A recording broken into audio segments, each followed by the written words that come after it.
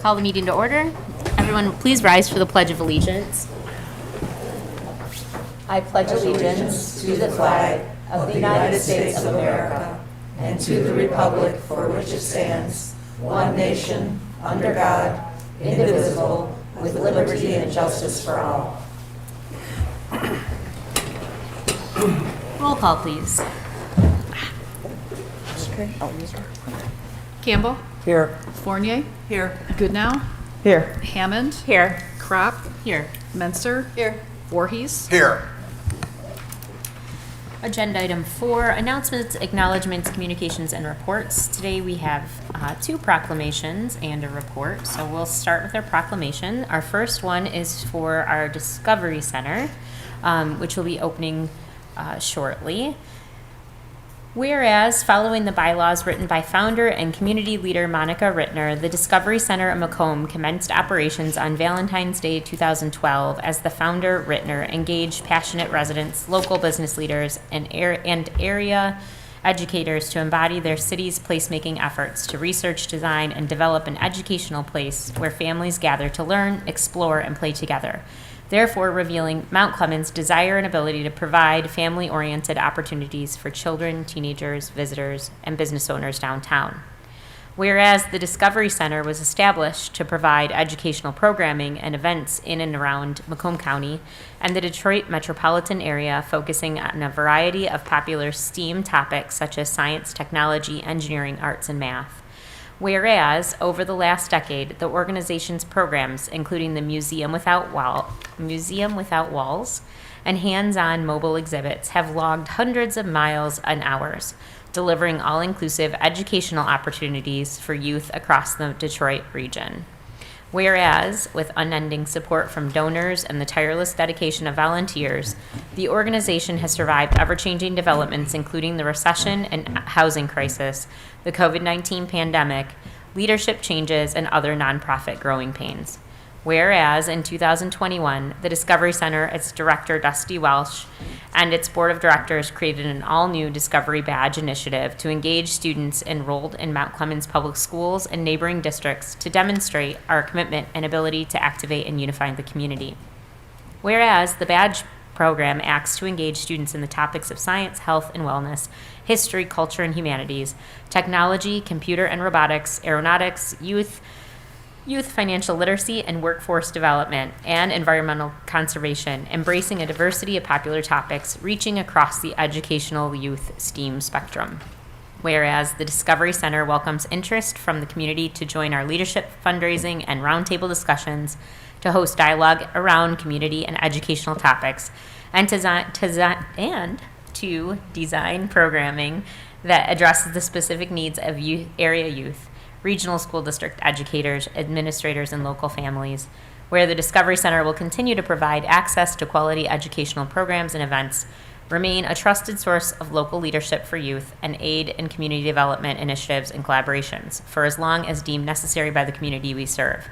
Now, therefore, I, Laura Kropp, Mayor of Mount Clemens, Michigan, on this date, September 20th, 2021, declare open the Discovery Center at Macomb at 54 Cherry Street, Mount Clemens, Michigan. I think you have board. We I'm do. here representing the Discovery Center. I'm on the board. Excellent. Thank you for being here. So, thank you to all of you. Will you go to the mic though, Barb, so they can hear you on there? You know the routine. You're just going to say thank you. Oh yeah, but we want it official. I just want to thank everybody on the board for recognizing the Discovery Center with the proclamation, and we hope that all of you get an opportunity to come and visit us at the open house. So thank you very much. When is the open house? I think it's October, not quite sure, but I think it's October 6th. But Okay. I could be wrong. We'll confirm. Excuse me, stay tuned. Okay. You know, maybe I'll let you know. Yeah, yeah.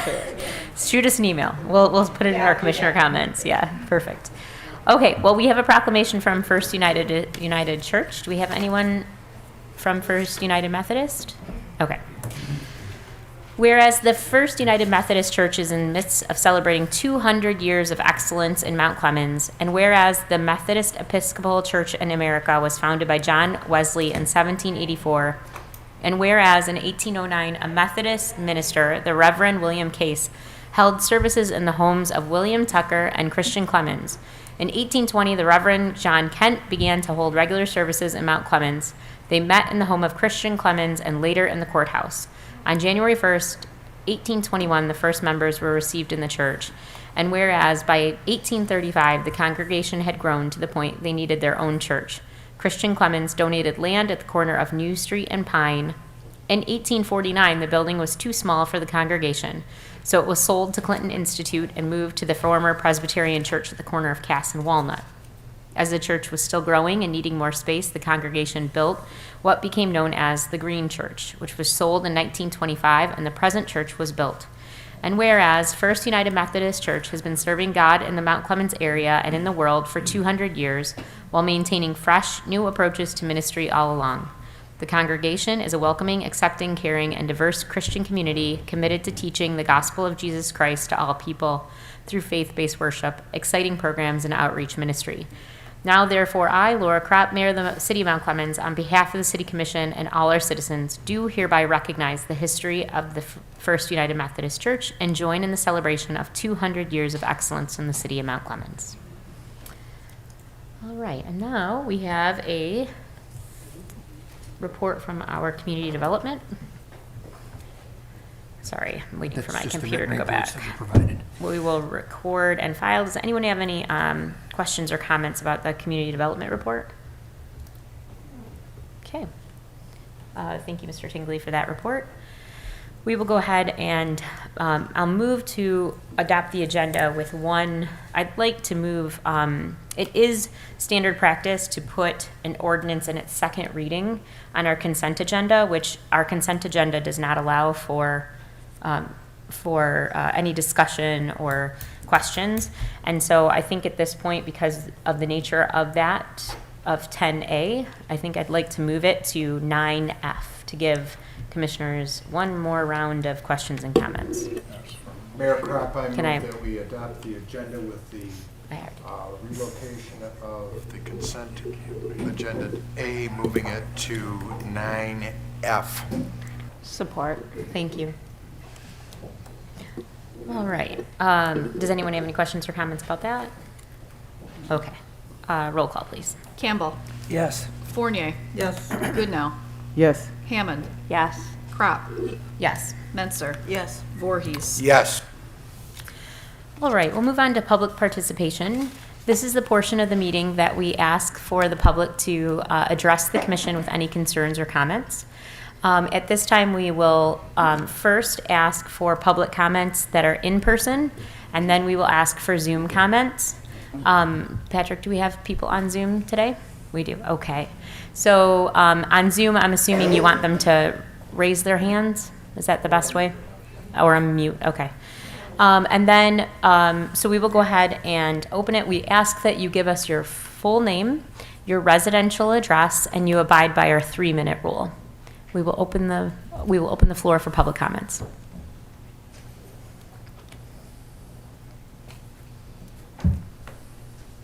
My name is Wendy Wolf. I live at 123 Moss.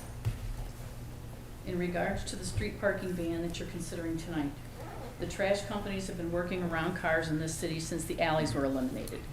If folks are complaining about trash blowing around, maybe you haven't done a good enough job getting word out that they can now use certain size trash cans. You already have in place the text messaging system to notify residents of pending street issues.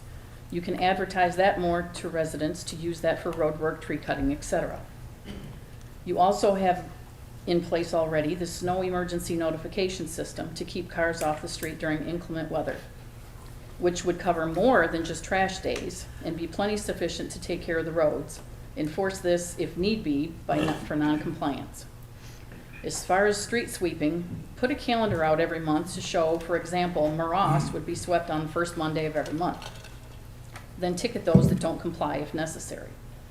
Is the city going to buy signage for every street so that non-residents know they can't park on the streets on specific days? Or are you just going to have that officer work a ridiculous amount of hours enforcing this nonsense when there's so many more important things for them to be taken care of? The Sheriff's Department, if I'm not mistaken, has already said that they don't think this would be a manageable job. Utilize the things you already have in place and stop making life more difficult on us residents. We pay enough taxes already and should not have to go out of our way to pay additional money to park on streets where our home is, or have to try to remember to tell our guests that you can only park on the street on certain days if you want to participate in activities in our town, not to park on our streets on trash day. We have enough trouble getting people to come to our town and spend their money. Why shoot ourselves in the foot with this too? Why do you feel it's necessary to inconvenience the residents yet again with this nonsense? Proposing we get permits to park on the street and possibly ticketing residents or towing or whatever their cars, you have no idea, and it's not fair to push this down our throats again. Utilize what you already have in place and stop the nonsense. Thank you. Anyone else? Ruthie Stevenson, 69 Bain Street. I'd like to thank the city for getting involved with that property on northbound Gratiot. Also, I have to say ditto to what the young lady just stated before. On my street, Bain, Clinton River Drive, Meadle, we deal with post office parking. So what are you going to do about these kinds of things? Because from 8 in the morning, 7:30, 8 in the morning, to sometimes 8:30, 9 o'clock at night, we have to deal with these parked cars. So, you know, I don't think this would be a wise situation for us to even implement this process and procedure. Garbage is still going to get picked up, and streets are still going to get swept if we're not going to implement some kind of policy that makes it fair for not only the citizens, but for everybody else that comes into this community to park.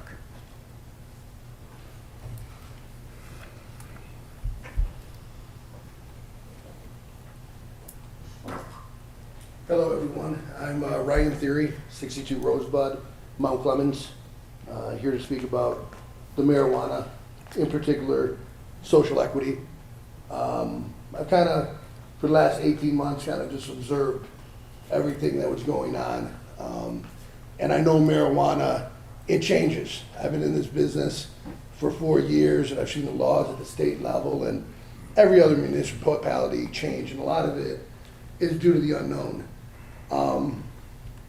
I see a path that this is kind of going down where, you know, there's probably things that should be worked out, things that should be known, you know. I think there should be more licenses available to the residents of Mount Clemens.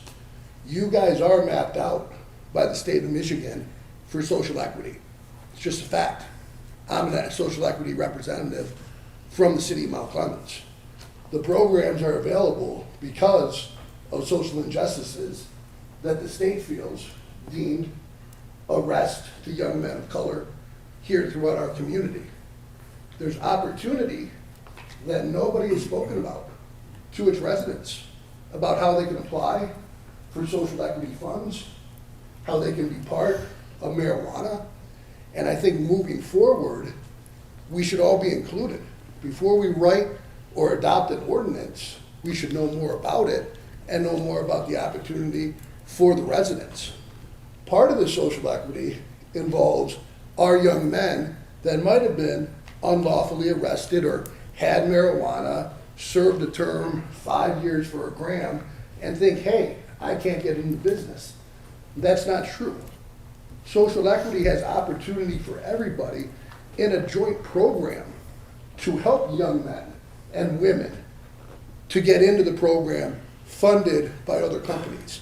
So you don't need to have $1 million to get into marijuana. All you have to do is have the drive, understand that there's an equity program out there, and qualify for it. Every resident that lives in the city of Mount Clemens for over 10 years is automatically approved at the state level. And I think that's something important that everybody should know, because every resident in here should know that you have an opportunity to get into marijuana. Every resident in here should know. Sir, we ask that you address the commission. Okay. I apologize. I'm deeply involved in social equity, all right? So all I want to see, I'm not here to fight, I'm not here to argue. I hope you guys can come to a compromise and find a path that works not just for the board, but works for the citizens. Some sort of compromise that allows the residents of Mount Clemens to have an opportunity to. That's all we want, an opportunity. don't want a license.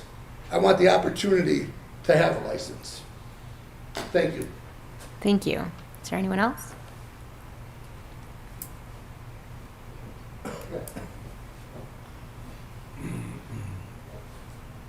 Oh, it's Hi, Stephanie Sabo, 131 Washington Street. And I'm also against the parking ban, and I think Wendy had some fabulous ideas and said a lot of things that I was thinking myself, that I think it's unfair to the people that don't have either a driveway or the driveway is insufficient to park more than one car, if even one car. And to have the sheriffs coming out, that's just, I just think that's ridiculous. I was on the Kendrick Neighborhood Watch, and we couldn't even get one of the officers to come out on our meetings just to update us on what was going on back a couple of years ago. I can't imagine they'd be wanting to spend that much time out patrolling the streets. Sorry, allergies, and I'll try to keep this going. And another law, I think, is just ridiculous, because I walk at least 20 minutes every day, if not more, and we already have laws that aren't getting enforced. Because let me tell you, there's a lot of people that do not ever shovel their snow, and I love those people in the middle of winter. So if we're going to have a parking ban, I just see those of us that will follow the law will follow it, and then those that don't, they're just going to be out there, and it's just going to burn our britches. And I wondered if you guys could come up with, besides a calendar Wendy mentioned, putting out when they want to do street sweeping. I know just if it were posted, people would move their car. I know people were asking about having it posted somewhere, as opposed to the randomness that it is. Royal Oak puts out signs in neighborhoods to let people know, don't park on your street. Maybe I'm wrong. I saw a face twitch. I could be wrong, but I'm pretty sure they did at one point. And so if this does get enforced, does that mean that every Monday I will have something done in my neighborhood? Because then I'll be waiting and wondering. Thank you. Thank you.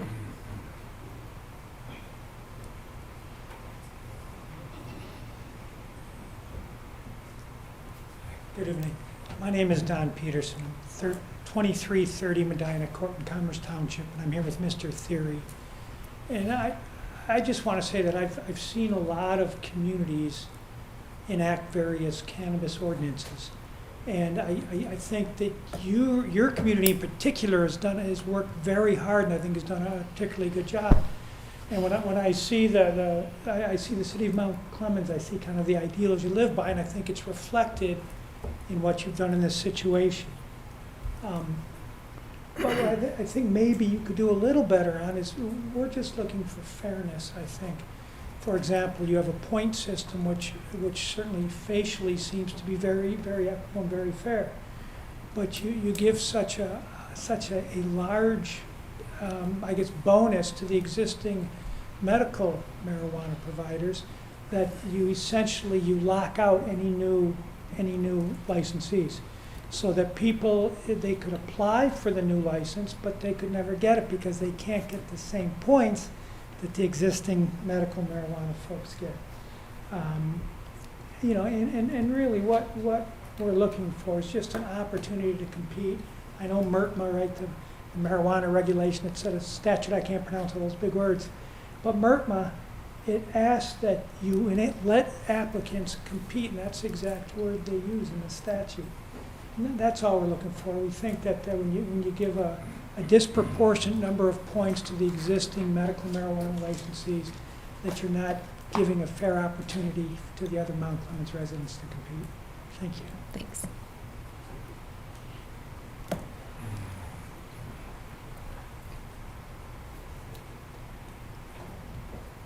Hello, Eric Rick, 1689 Hampton Road, Mount Clemens. With regards to the street parking, if it goes forward, the parking ban, I strongly recommend that you proactively get parking passes out to those who would be already, like if it's a street where every single house on that street doesn't have a driveway, try and send parking passes to those residents ahead of time and let the residents know ahead of time what proactive efforts you're making so that it's not a bunch of disinformation floating around on Facebook comment sections, and instead you get ahead of the information curve on this. Nobody's going to like it no matter what you do, but if you can at least get a little bit further ahead, maybe it'll be less bad. That's it. Thank you. Thank you.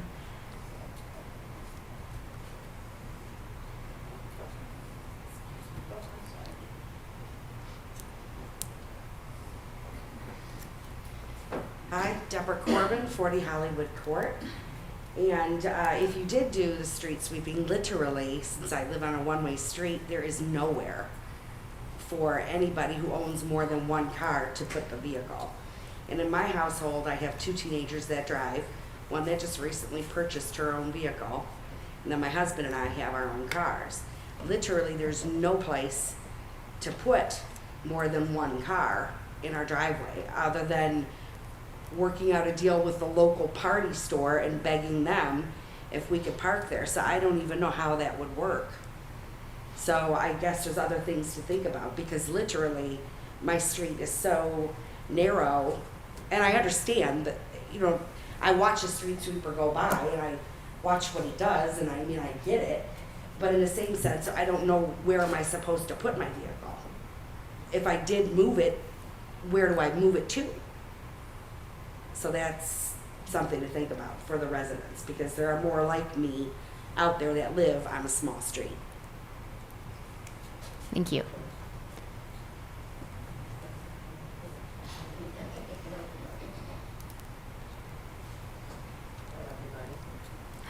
Ruth Redford, 184 Washington. I just found out about the street sweeping parking ban like an hour ago. And so I may not know everything about it, so I may have some questions more than, I just thought of a number of situations where it could be an issue. I like to walk in the city. I'm part of City Sneakers, and I've done the 4-mile walk starting at Frank's East Side Tavern.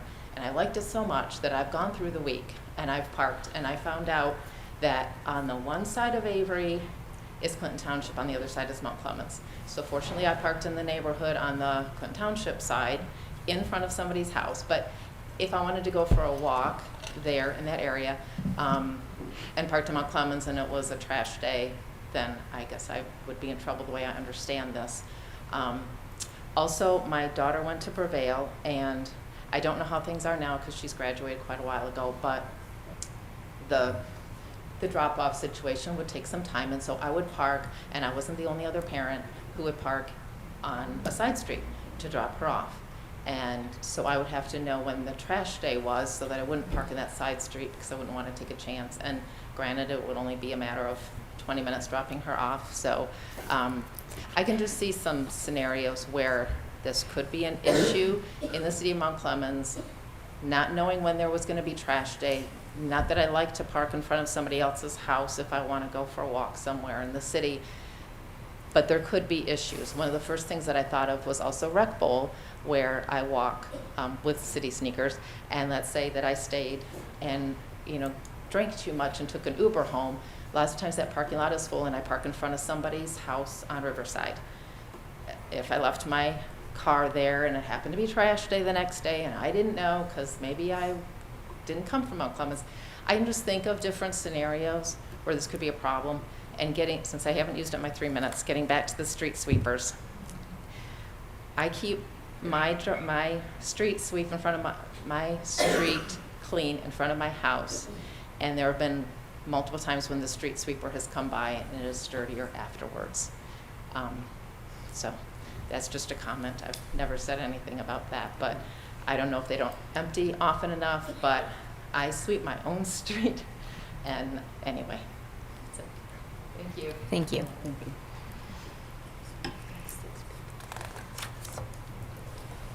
Dan Redford, 191 Washington. So I had a few issues also with in regard to the parking ordinance.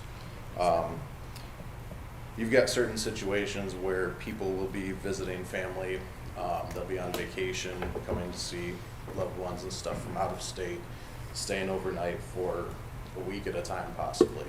If you stay for a week at a time, you've got an extra vehicle. If you don't have space for the vehicle in your driveway, it gets parked down the street. If you're staying overnight, you can't just drive and park your vehicle at a business, legally speaking, so you've got nowhere else to put the vehicle. I'm assuming you can't get a temporary permit. If so, that'd probably be a pain to apply for a temporary permit for somebody that lives out of state, explain all of that, get it approved just for a week-long vacation. People from out of town going to bars, going to other things. It was already mentioned, you know, staying overnight somewhere, leaving your vehicle there, doing the right thing, not driving home. Also, during the day, if you want to meet somebody, walk downtown for lunch. That's during the hours that this would be in effect, from 8 o'clock till 2 o'clock. The signs were mentioned already, if signage would be needed in accordance with Michigan law versus the ordinance. I know some municipalities have put it in very fine print on the entrance to the city, but that's kind of not great to people that live there or visit, because then they don't know about it. I'd also like to know how it would work for contractors and landscapers who routinely come to the city to cut grass, do work on people's homes. They have no option but to park truck and trailer in the street most of the time. And would they have to somehow obtain a permit for just one day if they happen to be coming on a garbage day? How would they even know if it was garbage day without contacting the homeowner? Foreclosures, that would be even a bigger issue.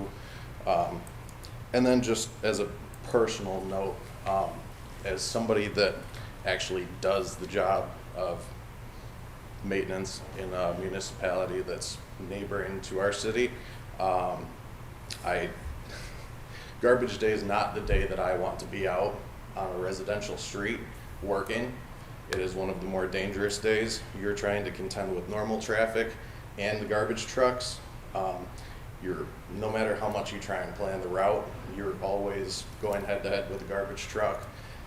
It just delays things. It becomes potentially dangerous. You throw school buses into the mix because you're in neighborhoods now. Now you've got flashing lights over here, flashing lights over there, flashing over here. If you're going to implement it, garbage day, from someone who does the job, this is not the day to do it. It's just, it makes everything more difficult. You're not doing the dig on a city street on garbage day. Thank you. Anyone else in person who would like to address the commission?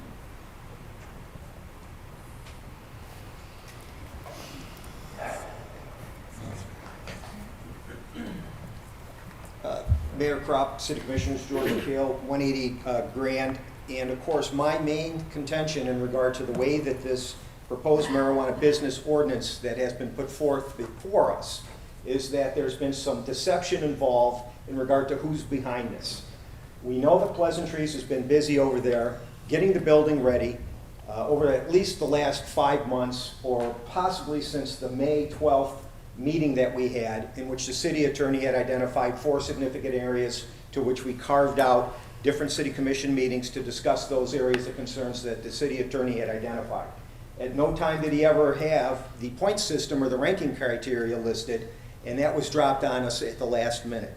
However, with Pleasantries being given this unfair advantage, that could pose a problem for us, and it may get challenged because, of course, it's common knowledge and the word on the street and people that documented the fact that they were there painting the building, doing floor cuts in preparation of being first in line, and quickly to respond to the new ordinance to, of course, be able to comply with the highest ranking point criteria on being operational within 30 days.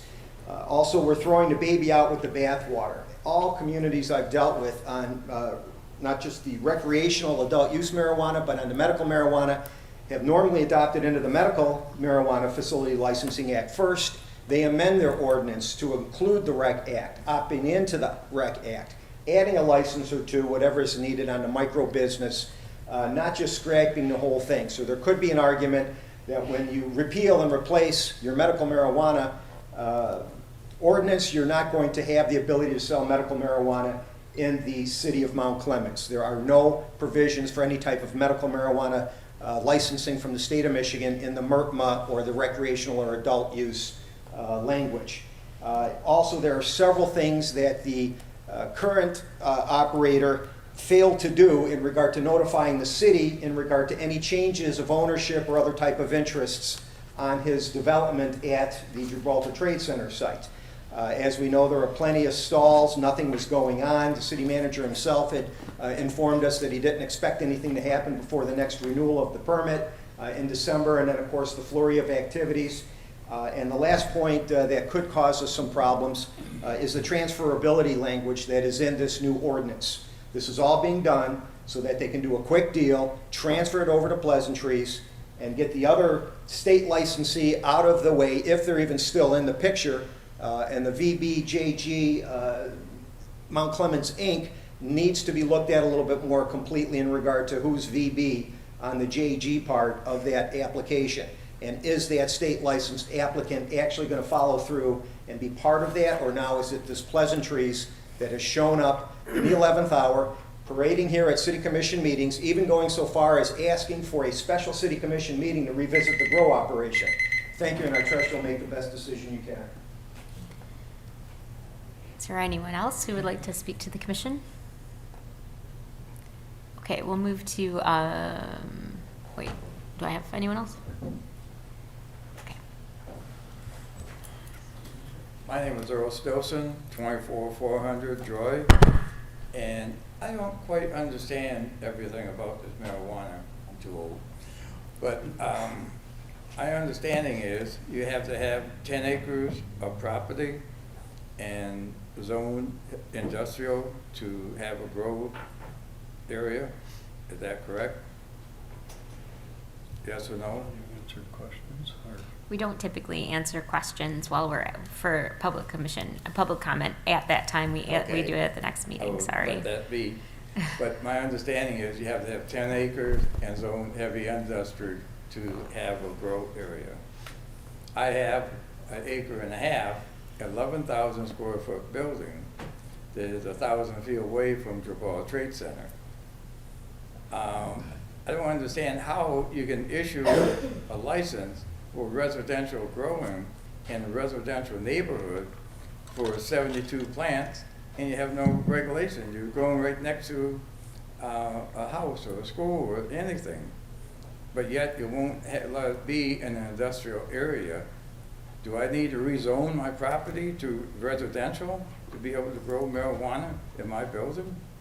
That don't seem right. No answer. And how many locations is there in the city of Mount Clemens that qualifies with 10 acres besides Gibraltar Trade Center that's actually buildable or usable for this application? I think there's some questions here with a lot of favoritism. It's not fair to the general public to be able to apply for the application if you make the ordinance so stiff that they can't.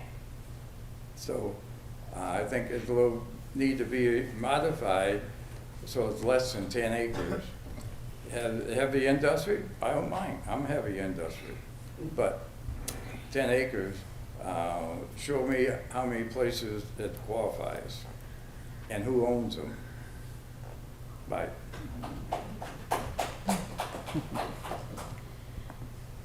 Anyone else in person? Okay, we'll go ahead and move to Zoom.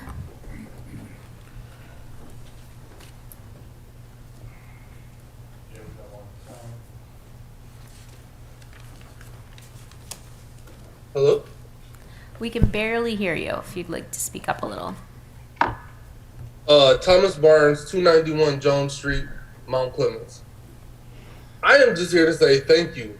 Thank you to the Mount Clemens Lions Club, the Boy Scout troop, to George Murphy, to John Klein, to Michelle Weiss, and to all of the wonderful people who were involved with the Mount Clemens Grand Prix Soapbox Derby style race. For a person who has been beating the drum about recreation in the city of Mount Clemens, It was lovely to just see a group of kids outside playing together, having fun from all different neighborhoods. It was a great day, great weather, and a great look for the city of Mount Clemens. So thank you to everybody who took time out of their busy schedules to come down and be a part of the Soapbox Turkey. Thank you. Is there anyone else on Zoom? Okay, looks like we don't have anyone else on Zoom, no one else in person.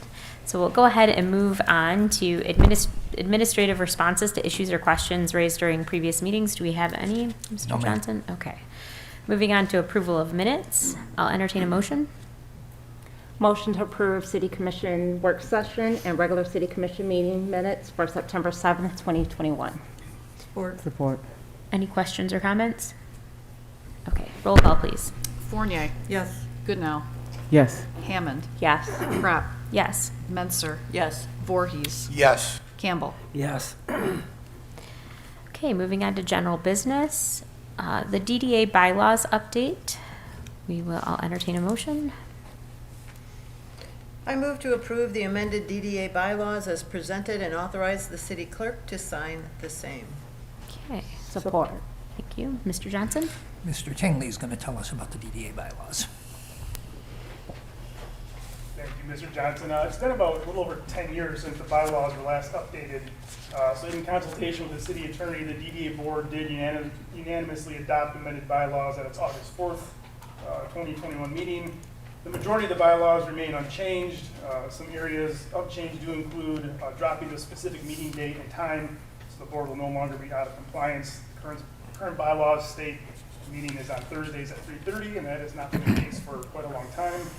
We updated language to reference the 2018 Consolidated Tax Increment Financing legislation that the state adopted. We did include language encouraging the board to utilize regular meetings for training purposes if the agendas are light. And the last major item is that we did include a new conflict of interest policy. So we are asking for approval, which has been done in the past by the City Commission. Okay, does anybody have any questions for Mr. Tingley? Commissioner Menser. So I'm looking at this under Article 3. I'm looking at Executive Director, and this hits something that I have requested several times now. It says specifically the Executive Director shall furnish the board with information or reports governing the operation of the authority as the board may require from time to time. I believe I asked for quarterly reports. It also backs it up by saying the Executive Director shall attend the meetings of the board and shall render to the board and to the City Commission reports as requested covering the activities and financial conditions of the authority. So again, I am requesting that quarterly reports be included for the DDA.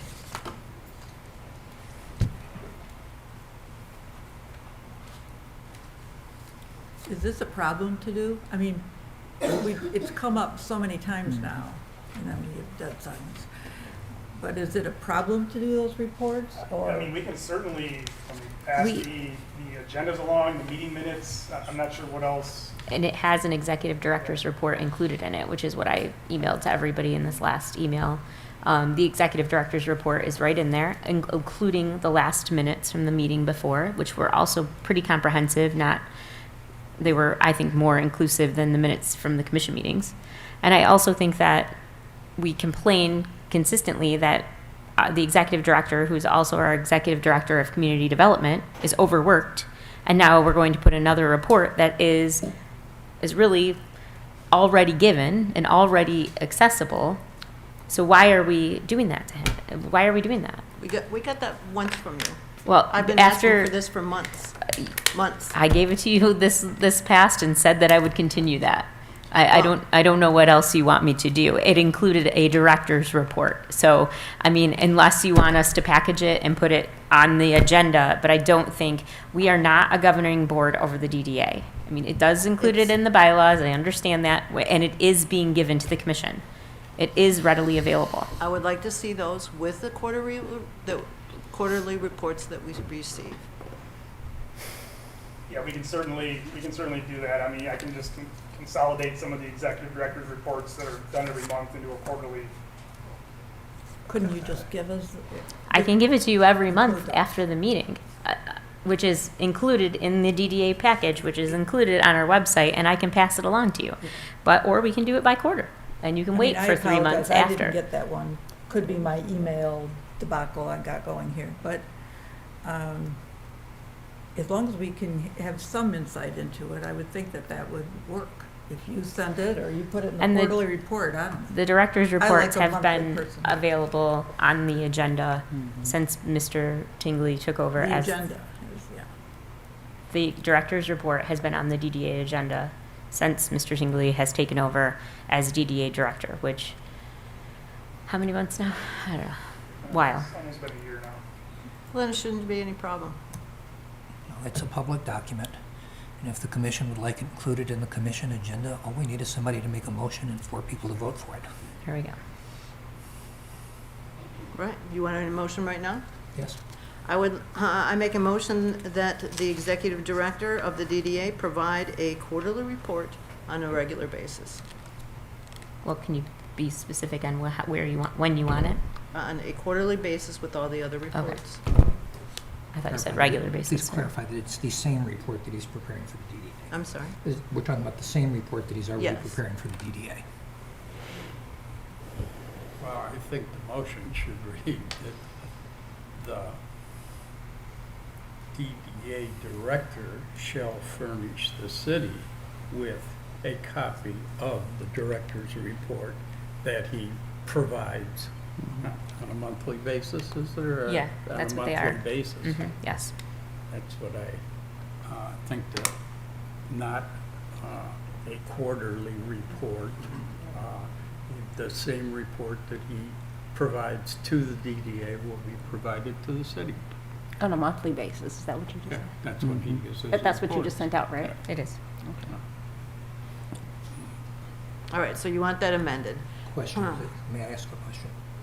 Would you prefer, you've recently just switched most of those reports to being quarterly instead of monthly. Do you want me to save up 3 of them and submit them all at once, or do you want them every month? I would prefer to see those quarterly. You want them quarterly instead of monthly? Yep. That just means we'll save the reports and give them to you Yep. once a quarter. So again, I would like to see that, I make a motion that the DDA director furnish the reports on a quarterly basis. Support. Does anyone have any Quarterly. questions or comments? Oh, she's supporting. Anybody have any questions or comments? Okay, roll call, please. Good now. Yes. Hammond. No. No. Crop. No. Menser. Yes. Voorhees. Yes. Campbell. Yes. Fournier. Yes. Okay, moving on to 9B, ordinance to prohibit street parking for maintenance, first reading. That was the roll call on the motion for the report. Oh, wasn't yeah. it? Yeah, You still sorry. have the main- Thank you. The main one, we gotta go. All right, let's go back to the bylaws. So, does anybody have any actual questions about the bylaws? Okay. Roll call, please.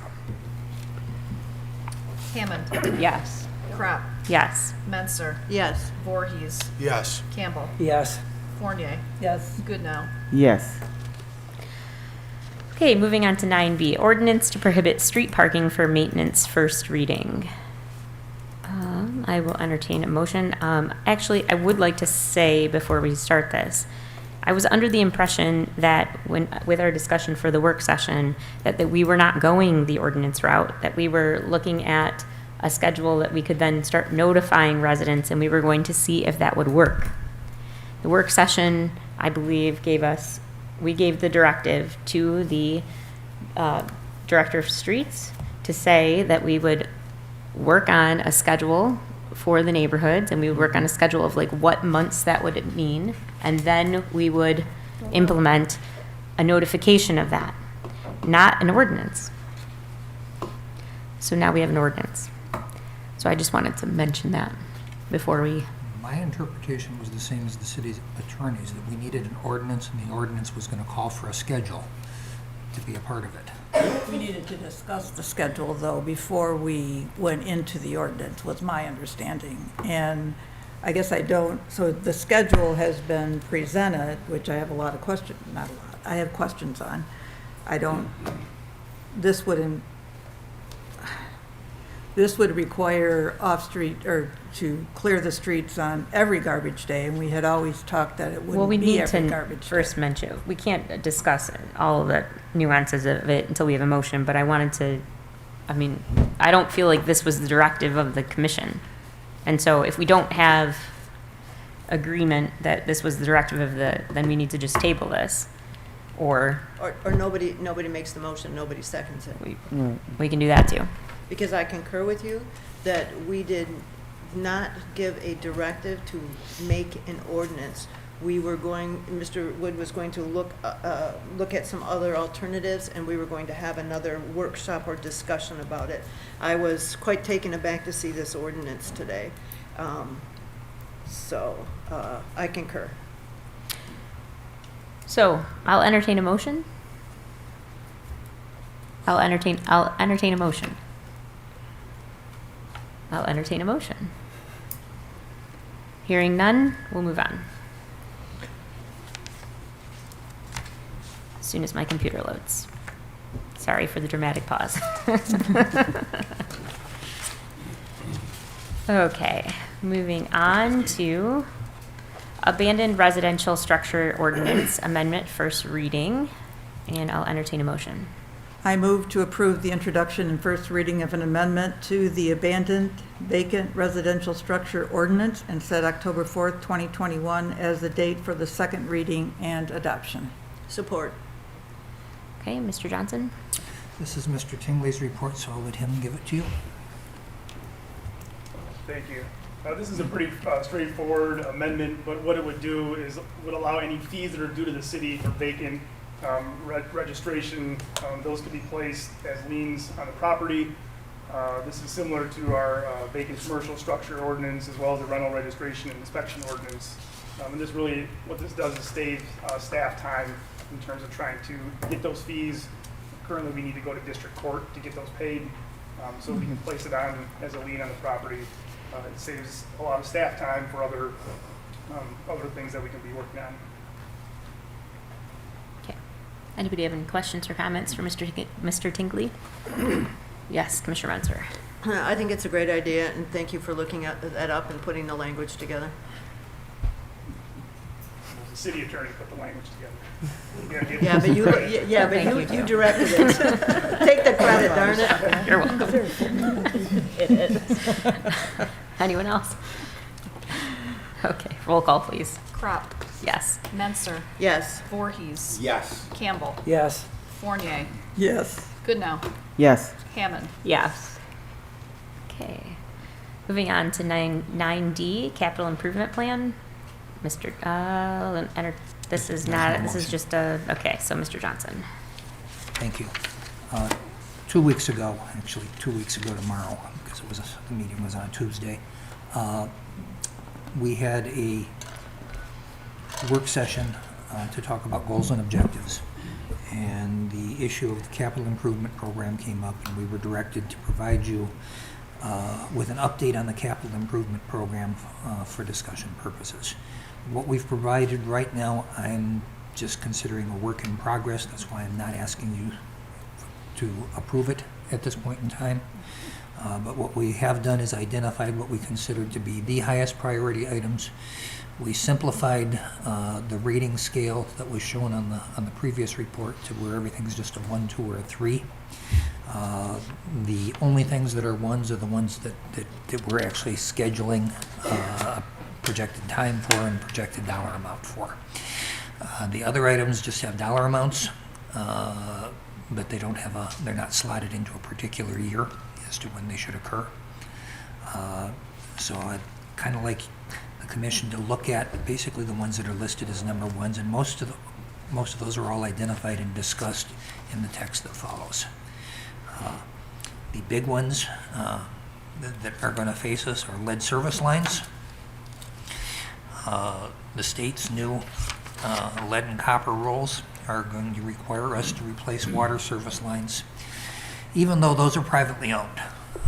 The city did not install the service lines to begin with. The city does not actually own those service lines. They're actually owned by the individual property owner. And up until now, it's always been the individual property owner's responsibility to deal with them should they fail. But under the lead and copper rules, we're going to be required to replace any lead lines.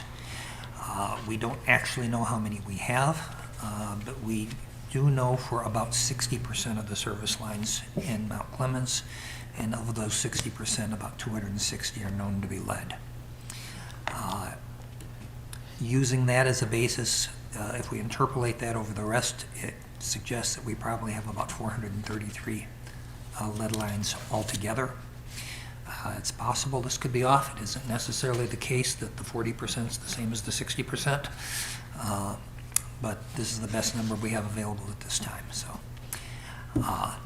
in looking at that, if average replacement cost is $5,000, we're looking at a $2.2 million project. We're actually only required to replace 5% of those services per year. However, if we're going to get into doing this, I would prefer to finance the project if necessary and try to get it done in a few years at most. It appears that there may be some state assistance available. The governor just announced $200 million available statewide. But when you spread that over the entire state and get that down to how much is available to individual cities per individual line, it's a drop in the bucket. The other possibility would be a bond issue then? A bond issue would be another possibility. Another, one more possibility would be to use this as the main project for the ARPA funds. However, ARPA funds have a deadline, and we basically have 3 years to spend them. So this couldn't be spread out over more than 3 years if we were going to use ARPA funds. We could bond it. The numbers that I put into the report are based on bonding it. Yeah, it was based on bonding it over 25 years at 2%. Water plant is the next item. We have a lot of issues to discuss on the water plant. The Fishback report is still incomplete, and that's our delay, not theirs. But we're going to need to be discussing that one soon.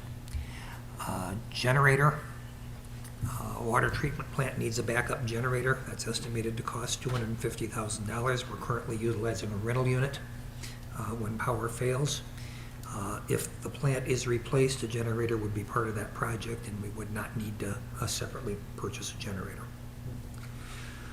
Water main, West Brittmeyer, is the main that my staff considers to be by far the most patched water main in Mount Clemens. It definitely needs to be replaced soon. Valve operational audit. It sounds complicated, but basically all it involves is hiring somebody to test and catalog the condition of all our water control valves. We used to have a program of regularly exercising valves. That just means you go turn them on, turn them off, turn them back on, just to make sure that they can be moved and to break any corrosion that's already there. But with staff reductions, that ended many years ago. Today, when we get a break or other problem that requires shutting off part of the system, a lot of times they'll go to the first valve in line and they can't budge it. So they move further up the line and take another one. And if they can't get that one, they move further up the line until they find one that they can shut it off. And what that really means is that we're shutting off more of the city than we really need to deal with the problem.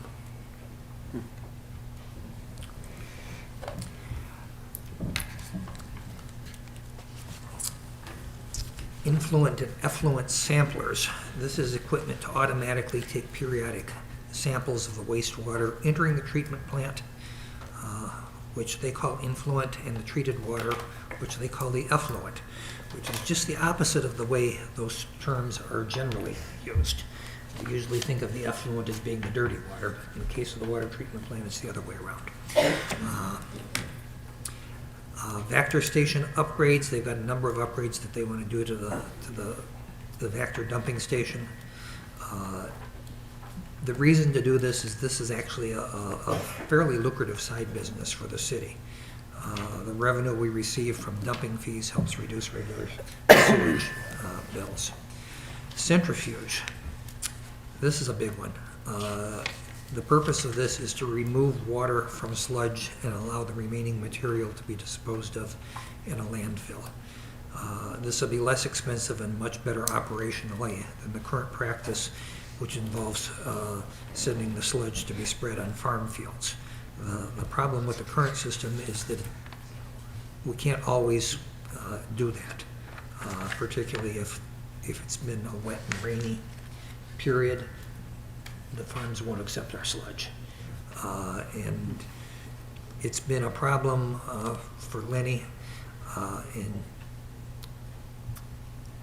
recently and actually before that for his predecessor, that they'll come in to empty the tank and they don't completely empty it. They'll just come up and remove enough material that we can get by for a little bit longer. So this is something that Jay wanted to do for a long time, and Lenny's trying to get it done now.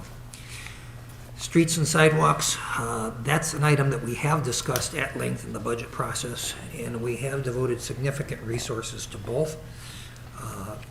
However, while sidewalks are largely funded by the adjacent property owner, streets are dependent on state shared gas and weight taxes to fund street repairs and improvements. We don't receive nearly enough revenue from that source to keep up with necessary street maintenance. And it's eventually going to be something we have to address one way or another. Some cities have done a bond issue to do additional street work, but that ends up being, directly tax supported. The governor has been trying to get an increase in the gas and weight taxes, but that seems to be going nowhere right now. Bridges are a particular concern. In our case, the bridge we're most concerned about is the Crocker Street Bridge. We believe it needs replacing. Jeff has been applying for grant funding on a regular basis. How many times have you done that, Jeff? 15. So Jeff's probably done it about 15 times. And he'll keep on doing it each year, and hopefully eventually we'll be one of the ones selected. We absolutely do not have the means to replace it out of revenues that we have in our street funds. Parks. We have invested very little in capital improvements to our parks and grounds. Most of the significant recent projects have been funded with grants and outside contributions. I would note that I think parks are a major factor in residential purchasing decisions, and I think by cutting what we spend on parks, we might be being penny wise and pound foolish. I think we're decreasing our property values, and that ultimately decreases our tax revenue. Motor pool, we've talked about before. The motor pool department is very, very seriously underfunded. We really have very little cash reserves in motor pool. To deal with that this year, we actually are leasing, or will be leasing as soon as they get built and arrive, 2 pickup trucks through Enterprise Fleet Management. We're looking at the need for a street sweeper. Estimated cost on that is $200,000. We may have to explore leasing that one as well, or renting. I would also mention that, on tonight's agenda, in purchases and payments, we've got a rental of a street sweeper for a couple of months. And that's specifically to be able to get the leaf project done faster this year. Motor pools also needing the replacement of a tractor that can be utilized for snow removal on the downtown sidewalks. It's estimated to be $35,000. City Hall, there was apparently a recommendation made, I'm told about 15 years ago, that said we needed a new HVAC system in. And we're still operating on the same old system, which was custom built and is difficult to maintain. When major components fail, repair might not be an option just because parts aren't available. And that's estimated to be a big ticket item, $350,000. Can I ask a question on that one? I thought we just did a major HVAC City Hall a couple years ago. We budgeted for it. I don't think we ever did it. Yeah? Yeah, but we budgeted? It was budgeted and then something else changed. So we just never pulled the trigger? Okay. I thought you were going a different direction with that because we did do a small project specifically for the sheriff's offices last spring. But, okay.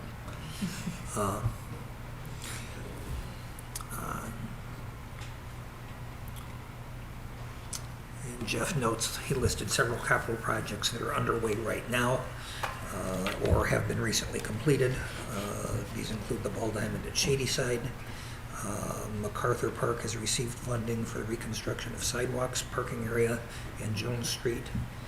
The DPS, the sidewalk replacement program, has been expanded and is scheduled, right now scheduled to complete 3 zones this year, but I've got my entire staff trying to tell me that they can only really do 2. And I know you guys want to do 3.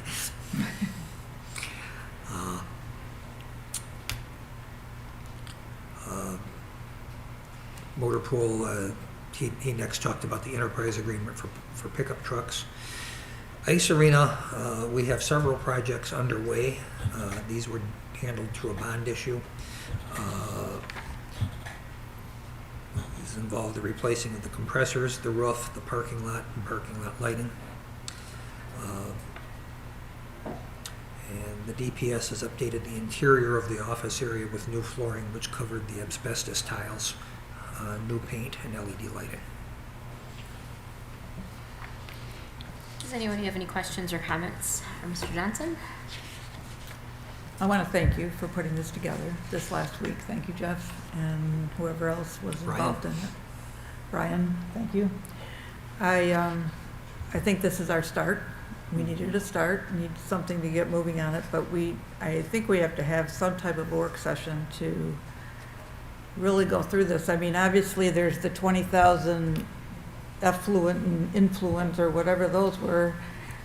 That shouldn't be that big of a deal, but yet, obviously, a $42 million new water plant is the other way opposite end of that spectrum. So I think that a work session makes the most sense to really understand what we're tackling now and what we're going to do and go through some of these, because obviously we have to do something, especially at the water plant. Agreed. And I just want to say also, so with all this money that's being budgeted, allocated, whatever, to infrastructure in Washington, I know we got our share of the one fund, which wasn't that much when you look at these projects. But I also understand that by a fluke of budgeting or whatever, because the budget is an estimate, but the state of Michigan has a lot of excess funds in the budget this year. I don't want to quote the number because I don't recall exactly what it is, but it's big.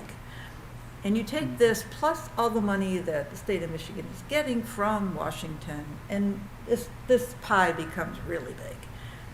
And we need to, and if the only route that I know of is to go to our state senators and our House representatives and drive them crazy till they've got our name on every possible grant known to man, or is there any petition, anything? I think we got to think about becoming advocates or just go for it and see what we can get, because it is, I know that Detroit's going for it, And there's no question they need money too, but our little slice could mean a lot here if we could get something to.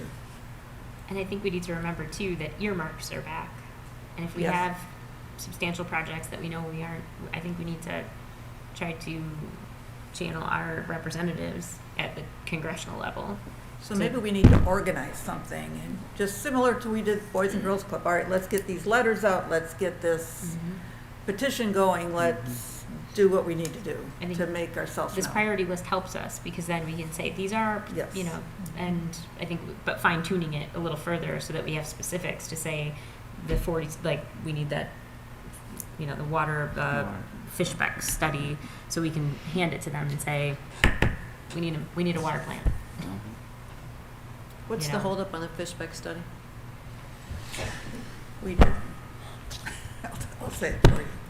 We've got another piece that I want them to include in it that wasn't included in the original one. And the estimate of time for that piece to be included? It involves a couple other parties. I don't have an estimate yet. Well, in looking at this, it's a very beautiful spreadsheet, but I would like to, you've got it broken down, you know, by water system, wastewater system, et cetera. And if you look at the priority codes in here, you've got some 3s and then some 2s and then some 3s and then some, you know, then there's a couple 1s. I would like to see this kind of spread out so we see all the 1s together. It'll make it easier to kind of prioritize things. You know, if you look at that first page, you've got 3 1s, then you've got a 2, then you got a 3, then a 3, then a 2, and way down at the bottom almost is the generator installation in a 1. So it might help us to have this actually prioritized by the numbers. What is the number 1 priority? Within each category? Within Or each overall? category or overall. If we only have so much money to spend, if we only have the ARPA money to spend right now, then let's look at each category and see what is the most important for these departments. So I think it needs to be prioritized like that. I think that this took a heck of a lot of work, and I'm appreciative of that. And some of these things that we have 1s on, as was noted, they're already started, or, you know, you've got major street resurfacing, reconstruction as a 1. Yeah, there are some streets, so we can name them, you know, Grand, Euclid, Esplanade, Crest, Lincoln, Miller. Oh, like aggressive. You know, we can name all those. So I think it will help us to see, you know, the top number 1 priorities, what that's going to cost, and then figure out what money we have and what money we can get.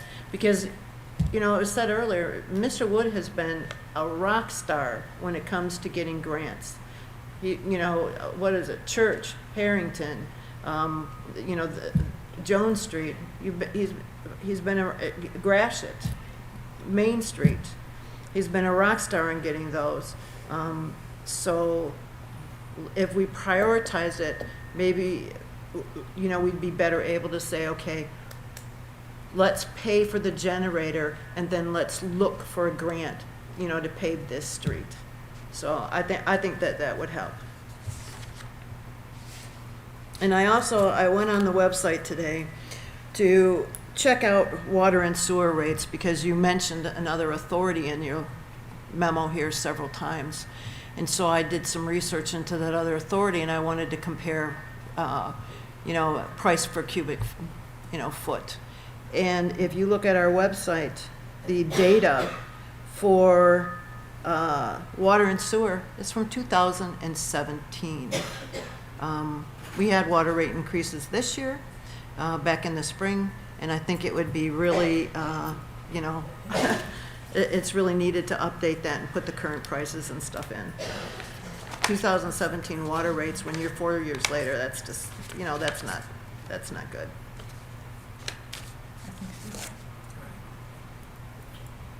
Anybody else? All right, we'll file the report and anticipate a work session shortly. Not next week. Next Nope. meeting, I mean. Not next meeting. Okay. And I would like to make a suggestion. According to the city manager's report, we have tabled the ARPA money until November 15th. Let's move that up. Let's prioritize this with all ones first, and then let's move the money discussion up. We definitely need to have this discussion. before Yeah. we have that. Okay, moving on to 9E, purchases and payments of invoices. Move to approve purchases and payment of invoices as presented. Support. Any questions or comments? Yes, Commissioner. I just have a question on the 2022 sewer lining project as prepared by Anderson, by AEW. Can you just give us a little bit on that? Is Lenny not on? Is Lenny on? Is Lenny on? It's his project.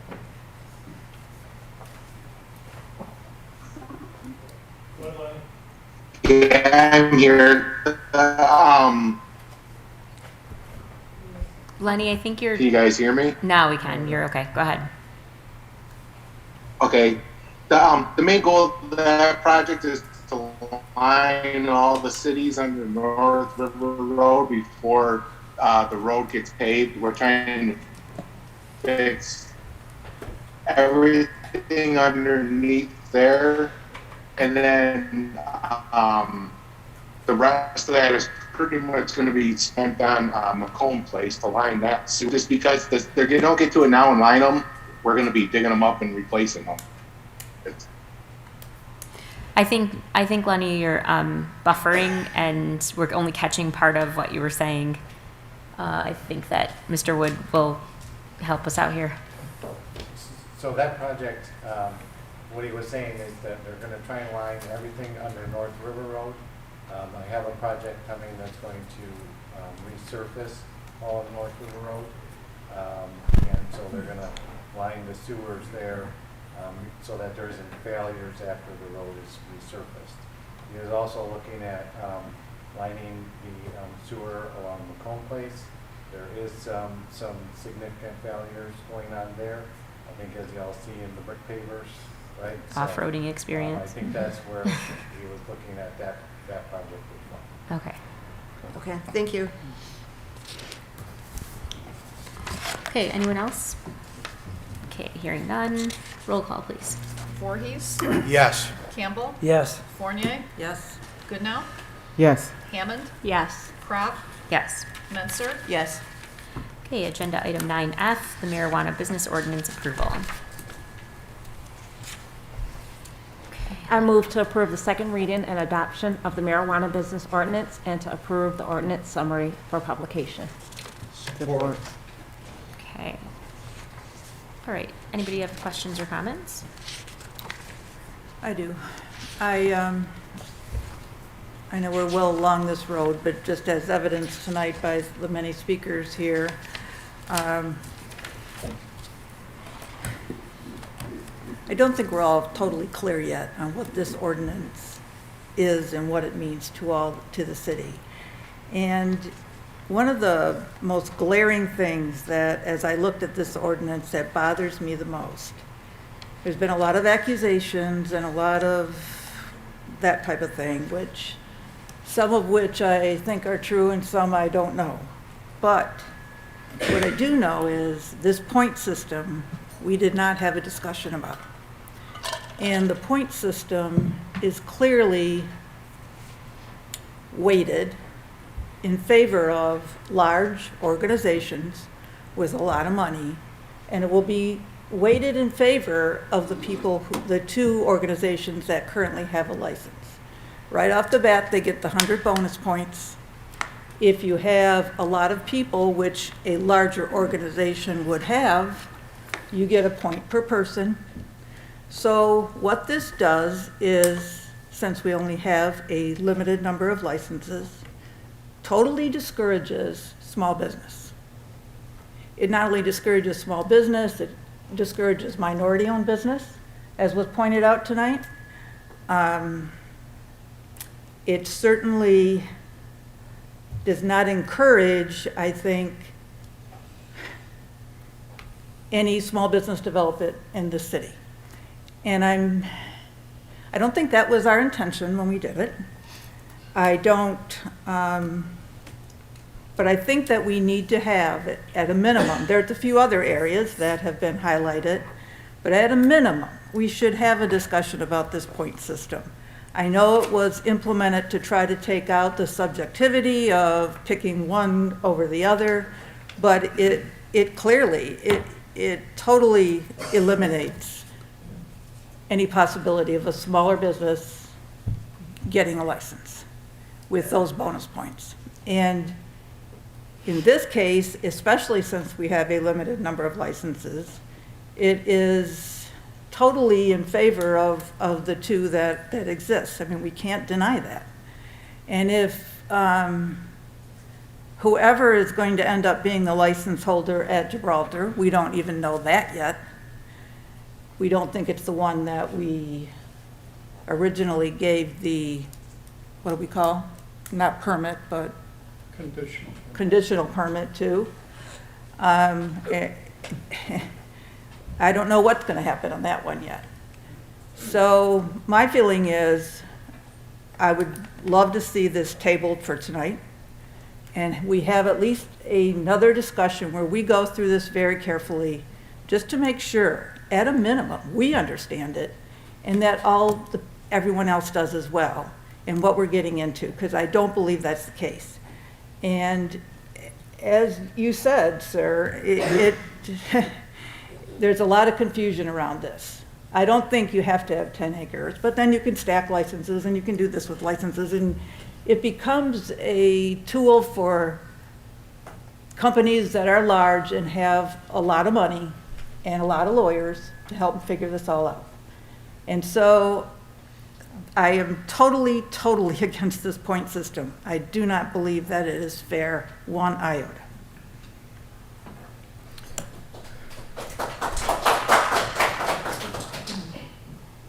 Go ahead, Commissioner Manson. So I'm going to concur with you on the point system. I'm not pleased with it. And I know at one point, I believe Mr. Murray said that it was done this way to wait towards the people who already had medical, right? But I don't agree with it. I think that it is wrong. And I find some other things in here that have concerned me. If I look at page 15, item number 3, it says, no person under the age of 18 shall be allowed to enter a marijuana business, excepting a provisioning center, in which case, the person must be accompanied by a parent. But then you go down a couple of lines, and it says, no one under the age of 18 is permitted on the premises. That, to me, is contradictory. I have a couple others. I'm on page 17, on item number 23, it says, except for provisioning centers, retail establishments, and micro businesses, the dispensing of marijuana at the marijuana business shall be prohibited. No free samples shall be distributed from any marijuana business unless otherwise allowed under the rules. Well, I'm kind of concerned, where in there does a consumption facility fit? And then, I had another one.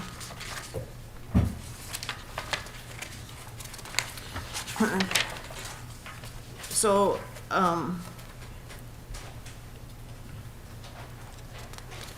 that's just my mark. So I'm looking back here on page 29, and it talks about a designated consumption establishment shall not sell or transfer marijuana or marijuana products to patrons directly and shall not allow patrons to bring their own products into the location.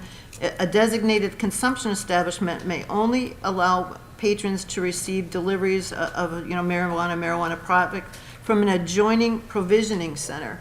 So we've already given conditional licenses to 2 provisioning centers, and now they are now the only ones that will get consumption. And I think that is not right. And so I'm looking at location of provisioning centers, retail establishments, and designated consumption establishments. And under item B, I want to make sure that this is clear. Under item B, it says, "All provisioning centers, retail establishments, and designated consumption establishments shall be limited to the light industrial, heavy industrial, and general commercial zoning districts." Adding I think that's kind of new, the general commercial. So I think that there are some questions about the ordinance, about the fairness of the, rating system, and the fairness to smaller businesses, as has been pointed out by our residents here and Commissioner Fournier. I just think that we need, it was said before that we should just do this and get it done, and we can change the wording later, and I am against that. Let's do it right the first time. Let's not pass this just to get it passed. Let's do it right the first time. And I believe the thing on 10 acres is for Class C growers, not an A or B, Class C, which would be the 1,500 plants or more, and that's stacked. So that's kind of my feeling on it. If you wanted to throw out a motion that we table this for continued discussion, I would second that for you. Well, before you do, I was just reading again. As I read through this, I mean, one, I believe the point system should have been a major topic. I don't know why we should have had 5 major topics instead of 4, because I think that was a major piece in the ordinance. But I also think that there are things that now, I mean, obviously just going back and reading it again, I mean, it's a pretty large piece of I don't know, of legislation, of ordinances. I mean, it's a big piece here, and we aren't professionals in this, right? We're not attorneys, we're not in this industry, so we're learning as we go.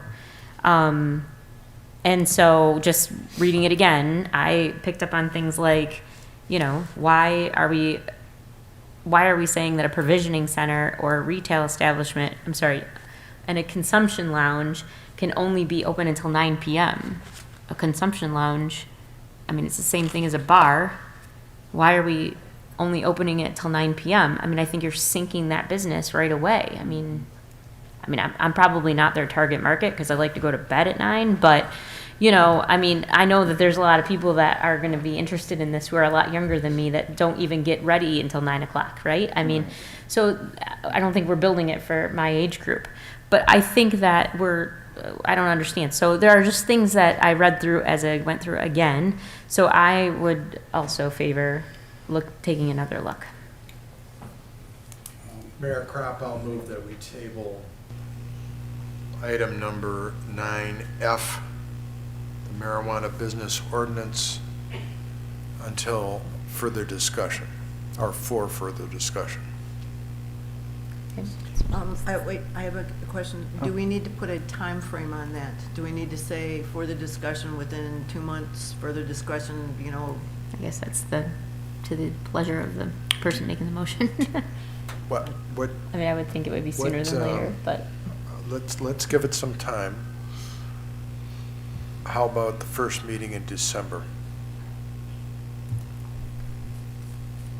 On or before. Is that all right? Sounds like a good Christmas topic. Sure. Support. Ho, ho, ho. So you support it? Okay. Support. Okay, is there any discussion on tabling? Okay, roll call, please. Campbell. Yes. Fournier. Yes. Goodnow. Yes. Hammond. Yes. Kropp. Yes. Menser. Yes. Voorhees. Yes. Okay. Do we have to do something with the motion for first? Yes. No, we tabled, right? We don't have to, yeah, we're good, okay. All right, we'll go ahead and move on to agenda item 11, city manager's report.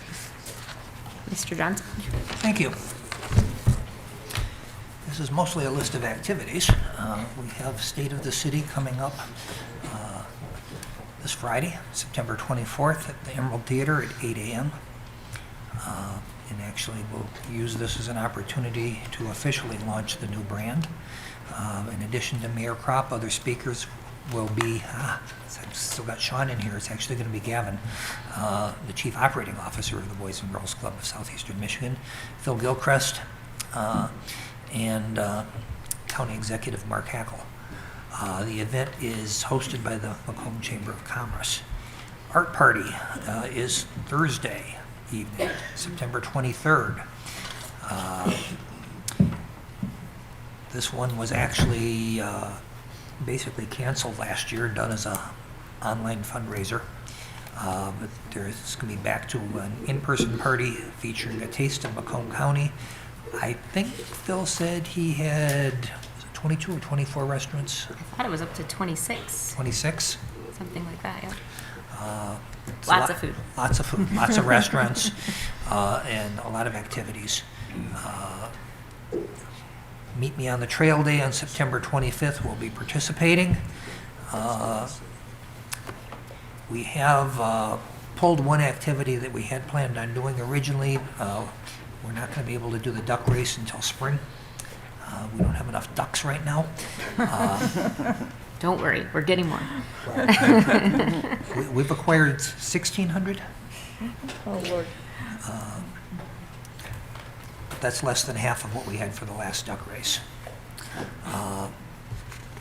But we've got going on at Shadyside, Advancing Macomb's doing art sessions, and they're doing a sport port showcase.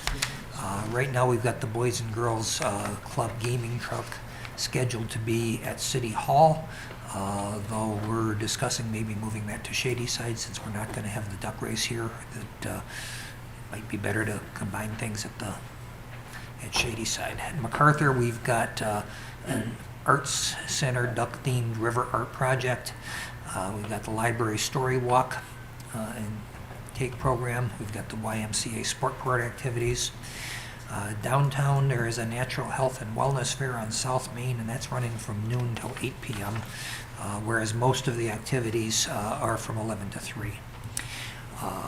We've also got other activities going on in the next couple weeks. The DDA has a drive-in movie. It'll be at the Roscoff parking lot on September 11th. Mickey, do you have the name of the movie? September 11th. Today's the 21st. October 11th. October 11th. Ghostbusters? It's hard to say 11th without saying September. So is that October 11th? I actually don't think it is, but. It's in October, I'm sure. It's in October. Second Saturday. And we just had the art and craft show. We have an Uptown Friday night concert on the 24th at the Fountain Stage featuring Kathleen Murray and Soul Commission. Kathleen, I think, was probably our most popular concert this year, and she's coming back.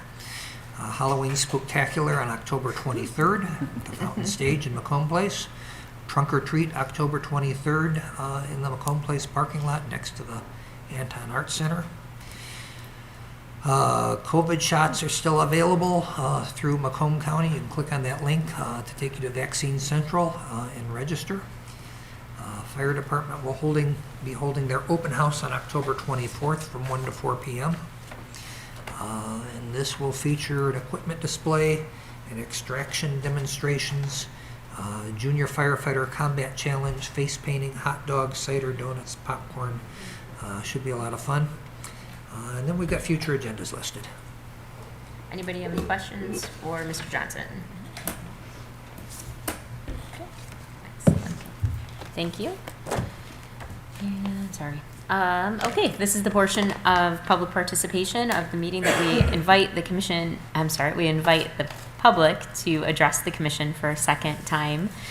We ask that you give us your full name, your complete address, and that you abide by our 2-minute rule. If there's anyone who would like to address the commission, please do so.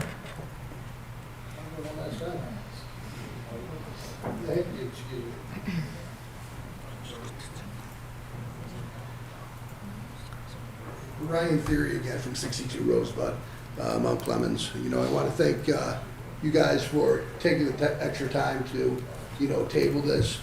I want to thank Earl for his enthusiasm on marijuana, the other gentleman and his enthusiasm for recreation that we were able to get in the Zoom meeting. Guys, we all have something in common here. We love this city.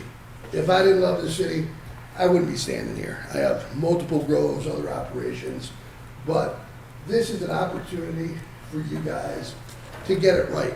And there's a lot of other cities, and even Detroit. Detroit's actually moving their 1,500 foot rule to 750 feet to allow more players to get involved. This is an opportunity for Mount Clemens to increase revenue. You know, you establish a proper green zone, commercial property should go up. The value should go up. More money should come in. More dispensaries, again, recreational dispensaries are the only avenue, but you can collect money. You get part of that 6% revenue. So 1, 2, I see towns like Gaylord that's having 18 dispensaries. They figure let them all in. It's more revenue. We don't have to go 18, but the thing is that marijuana can be friendly. It's here no matter what. Let's use it to the city's advantage. You know, there's a lot of programs that this money can bring to people, and the more dispensaries, the more growers, the more owner-operators that are in the city, a lot of these people can help with projects and you know, help the city move forward, you know. And I think that's what we're all here. It's a passion. I know you guys, this is a long gig. I wouldn't want to stay through this on a regular business, but I thank you guys for being here on a regular basis because it's tough, you know, and I know we want what's best for the city, and I thank you guys. And if you need any help, you know, I can leave you my number, but there's also through the state, you know, I was just with the lieutenant governor. He runs a social equity program. He'll come to the city. He'll help you guys. You know, there's programs out there to help the cities establish ordinances. Thank you. Thank you.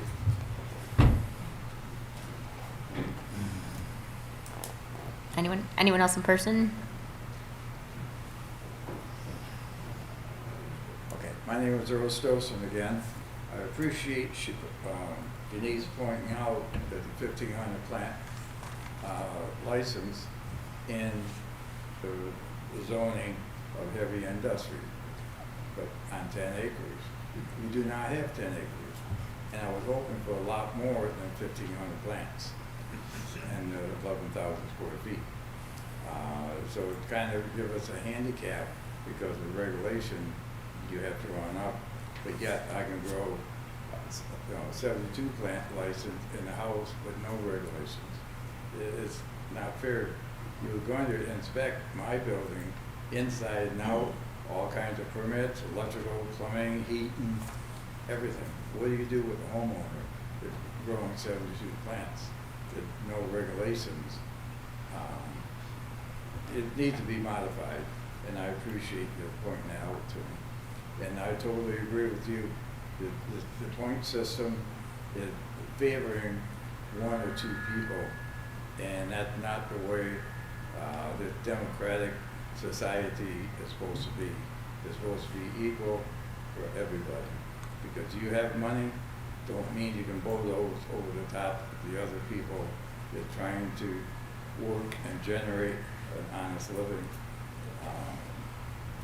whatever way they do it. Thank you. Oh, he gave it to us the first time. It's okay. Thank you, though. Thank you for trying to keep him straight there on that one. Is there anyone else who would like to address the commission in person? Okay. We have one on Zoom. Hopefully they're not buffering. Hi, would that be me, Beverly Bishop from 54 Kendrick Street? Can you hear me? We can. Yep. Go ahead. Perfect. I had 4 things. The Historic Commission has approved a marker for Washington Street. In addition, they've identified a blacksmith shop on Euclid. So that is a brand new owner of 6 months, and they are fascinated with our history. So young people do get involved. The next thing is on October 9th, a new business in town is called MishStoryTours.com. They're on the net. They're having a cemetery walk, and they are using the children of some of the shop owners here in Mount Clemens that started their own businesses. for instance, Vic's funeral home. They will be actually impersonating their own family. So that should be a very fun tour. The third thing is our train tours that have been going out of the depot. They start at Joy Park and they have been absolutely crowded, especially last Sunday when it was not so hot. We sold out an entire train passenger car for a birthday party. And the whole train was packed, and they just were wonderful about the whole thing. Everyone enjoyed it, especially the workers who got to see kids having fun. We are going to be doing the Halloween thing, so bring your friends and family. No increase in prices in years, and it will be October 12th, 24th, and would you believe the 31st? So even on Halloween Day, you can come and enjoy your Halloween with the train. $7 adults, $4 for children. And it's so much fun. So come and see what we've put together for you. Of course, wear a costume. And pretty much I wanted to change my hat to vote 411.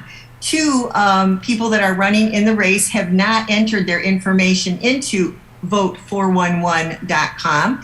And so I guess I'd say if you're real interested in keeping your seat, it would be really wonderful if you put that out there. We promote it very heavily for people to know what your stance is on 5 different questions. So I just leave that with you. Thank you much. Bye.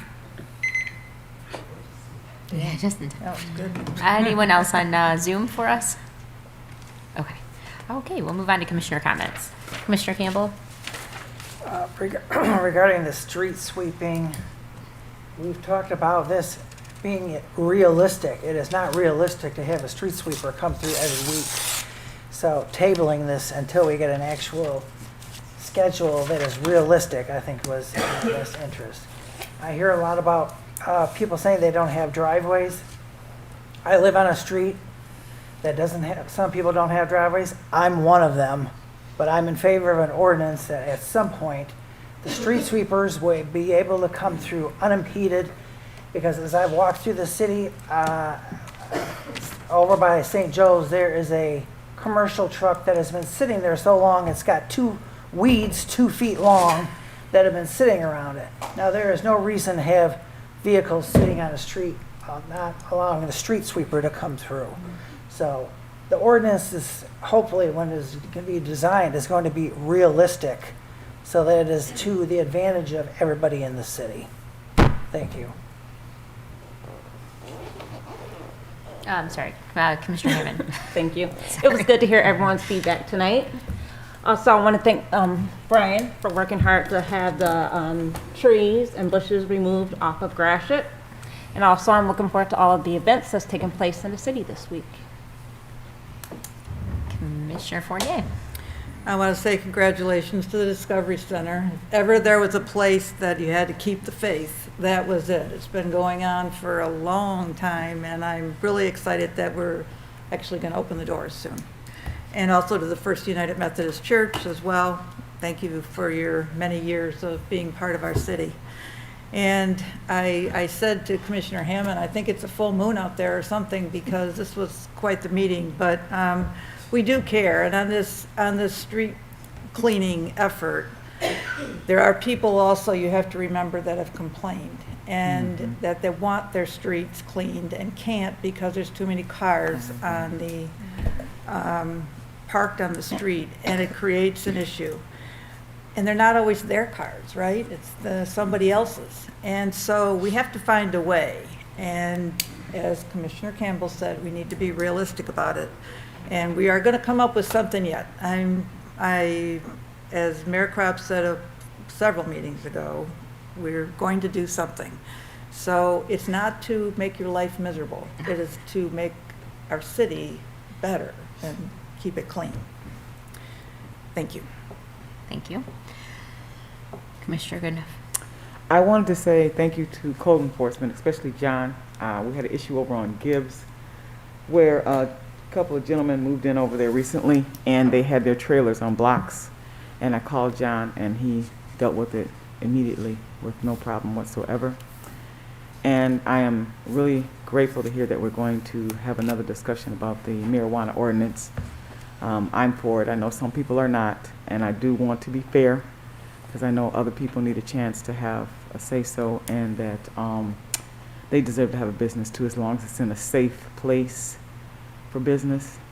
Thank you. Thank you. Commissioner Voorhees. Brian, I'd like to compliment you on getting that lot cleaned up in Mount Clemens. That's our main thoroughfare. I've preached it over and over and over again, right? Yeah, thank you. But it still needs a little work. Yeah, You know? just a little bit. I do. Yeah. But I looked at that property. It looks, the terrain is a little rough. So they did a nice job of knocking the trees Is down. Assad coming in next week, or? I also have two items this evening. Both involve the Mount Clemens Fire Department. First, the pancake breakfast on Saturday, September the 11th was great. A nice turnout, good food, and a good waitress, Commissioner Denise Mensner. She's like Flo, if you guys remember. Or Alice. Or Alice, that's it. On Wednesday, September the 15th, I had to call 911 for a neighbor. The fire truck arrived with Lieutenant Tony Kirkham and firefighters Alex Zachow and Ricardo Luna. They were very attentive to a hurting 92-year-old woman. I can't say enough about the professional conduct of these gentlemen. And with that, once a Clemite, always a Clemite. Thank you. Commissioner Menzer. So I was really happy to see this many people in the audience today. I was happy to see that somebody saw it on the agenda and put it out there and brought even more people out to speak about, the street sweeping and the marijuana issues. So we always want to hear residents' voices. We always want to hear what you have to say. And if you can't make a meeting, call us, email us, call City Hall. They can tell you how to get a hold of us. We like to make decisions. I think every person on this board likes to make decisions with the majority of the residents in mind, with the health and welfare of residents and the health and welfare of the city. So if you have an issue, reach out to us, come to a meeting, tell us beforehand, because as has been said, there were people who complained about the street sweeping. But quite frankly, right now, I'm hearing voices on the other side, and a lot of them. So your voice is important. We do pay attention, we do listen, and we try to make decisions that make the city better and on a whole for all residents. Because remember, we're residents too. We live here. And the pancake breakfast, as Commissioner Voorhees said, I am not a good waitress. But I served. Because you dumped that coffee. Yeah. But I served coffee and I served orange juice and I served milk and I took little boys to see the police dog and it was really a fun day. And actually, our firefighters really enjoy that day. And Miss Ruthie Stevenson is so well known up there. She gets her own pancakes, specially made. So it was really great to see the community come out in support of our firefighters. And I tell these guys all the time, listen, you are true heroes. You don't give us tickets. You don't arrest us for, traffic infractions and DUIs and things. You just come when we call because we're in trouble. And so the support of our firefighters is really appreciated and noticed. It was mentioned earlier by another resident, Mr. Barnes, the soapbox derby. The Mount Clemens Optimist Club had a car in there, and Steve Saff is a member of the Optimist Club. Actually, right now he's president, and he had a car. And I want you to know that both of our cars were run by little girls, and they kicked butt. They kicked butt. It was a really great day. There was a lot going on, and I'm going to give a compliment to Freddie Fox in the Rec Bowl, because Freddie opened that bar up and served hamburgers outside and people sat there, and they did the award ceremony under it. But what you also had was Freddie involving other businesses. He had Glenn from Miller Brothers come in and was serving up ice cream like a crazy person. I mean, you got a whole pack of little kids. What do they want? They want ice cream. So it was just a perfect day. And after all those activities, we had the 9/11 ceremony downtown Mount Clemens. Our firefighters were there. New Haven firefighters were there. I mentioned before they were bringing a piece of the 9/11 of the Twin Towers with them. It was a very moving ceremony. And if you don't cry when the bagpipes come off, and you don't cry when that 21-gun salute goes off, you don't have a heart. It was really moving. And I'm going to give a shout out. My dad has a brick on that memorial. And so I thank my dad every day for the service he has given to the community of Mount Clemens. And my brother has a brick on that wall. And my brother patrolled Mount Clemens midnights for over 5 years. So our family has been involved in this city for quite a while. We love it here, and I can't think of anywhere else I'd rather live, unless of course it was Paris, France. Thank you. Thank you. Okay. So I would like to extend a congratulations to Anton Art Director and the DDA Chairman and the Brand Development Committee member and the list goes on and on. Phil Gilchrist has been named by Crane's Detroit Business and is listed as one of 32 leaders for its 2021 list of notable LGBTQ in business. So a big congratulations to Phil, and a great representation of not only a really influential person in our community, but also an influential resident of Mount Clemens. I'm looking forward to the state of the city. I hope that if you can join us, you can in person. That would be great. At the Emerald Theater, you have to buy advance tickets, and I believe, are they sold out?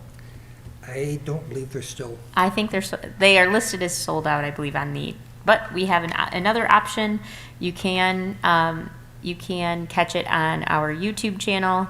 Patrick, is it also on the cable? It'll be on cable too eventually. So I believe it's a couple days after. So, and then, thank you, I got the thumbs up.